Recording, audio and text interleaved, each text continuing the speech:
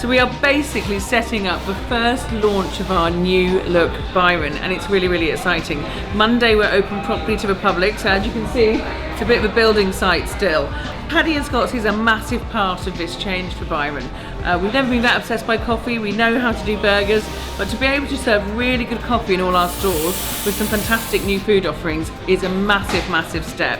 The coffee is excellent, but also the story behind the brand and the ethics and sustainability aspect is really important for me as food director and as for our whole entire company. So I can't wait to see what this collaboration brings.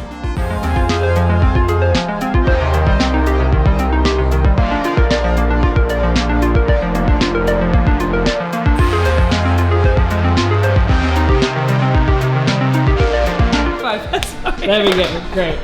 That was amazing, thank you so much.